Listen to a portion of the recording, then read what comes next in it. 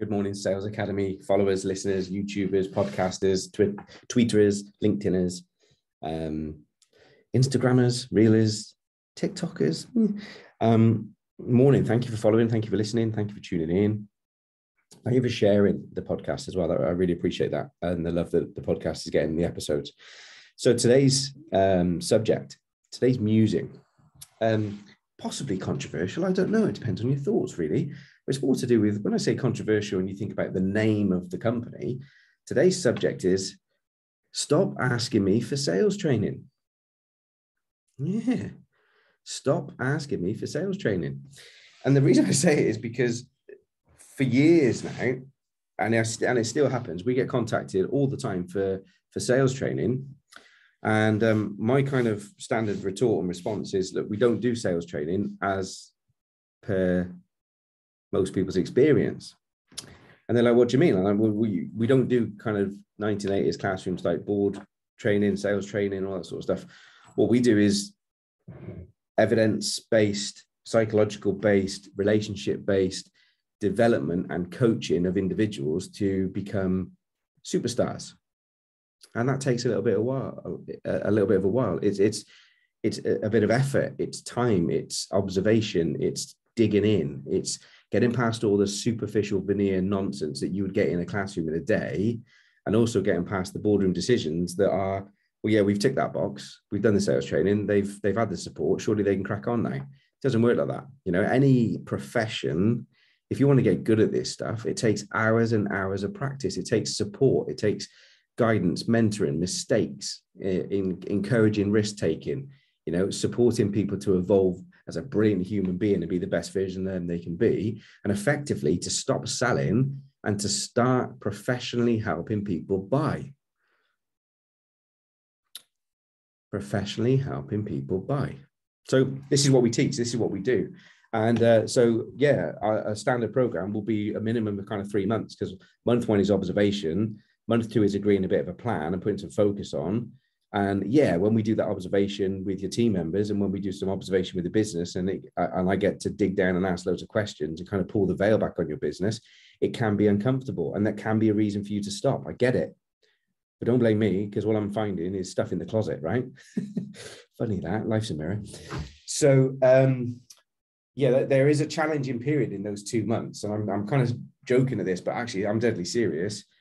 Those 2 months are really challenging because I am observing you and your team members. I'm putting the microscope on you and your team members, habits, disciplines, attitudes, behaviors, mindsets, beliefs, really how they're doing things and what is actually going on versus what we think is going on, or what we believe is going on, or what we tell people is going on, you know? So that in itself can be enlightening. And by doing that, it actually puts a bit of focus on people, human and behaviors. And suddenly we see an improvement anyway.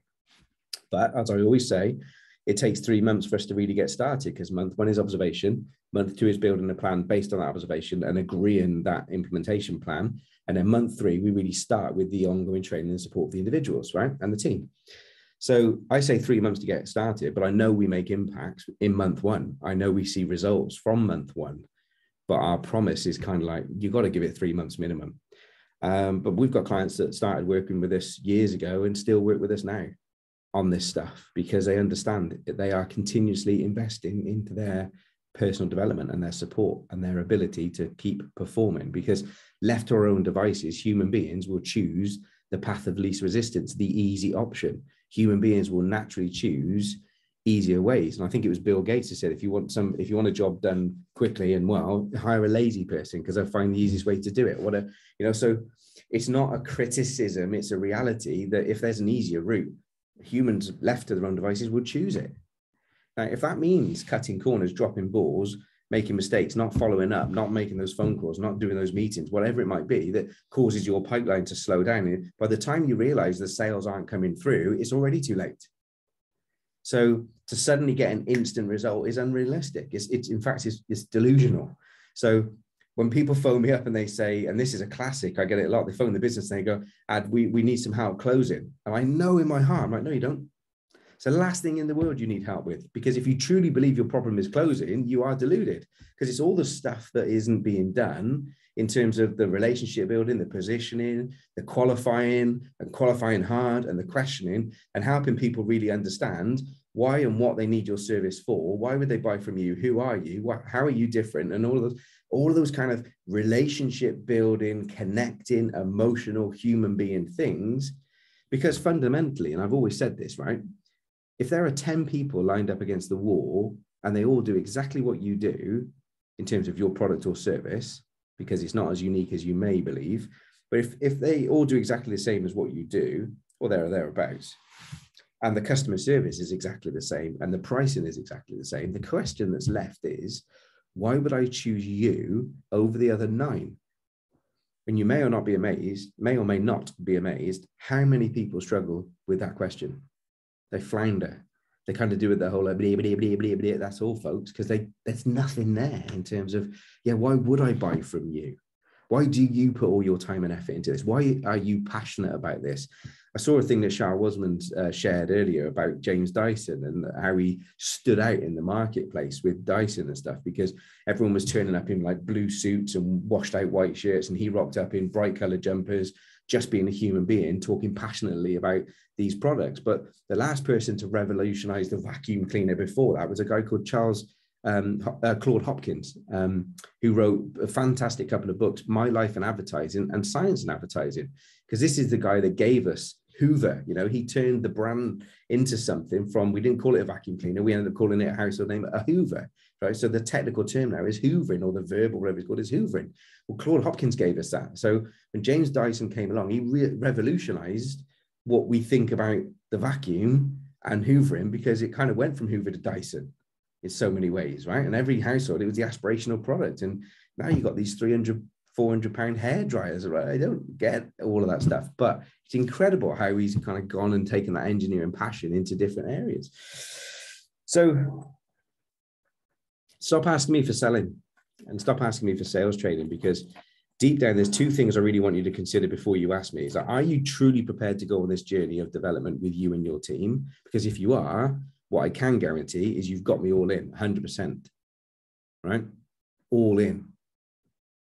But please don't come to us asking for us to do some one-day sales training and expect miracles, because it's kind of like that whole, there are no magic beans. You can't sell a cow for it. You're not going to get a green beanstalk and there's no golden egg at the top of it, right? This is habits, disciplines, daily activities, mindset. It's about system and about process and about relationship.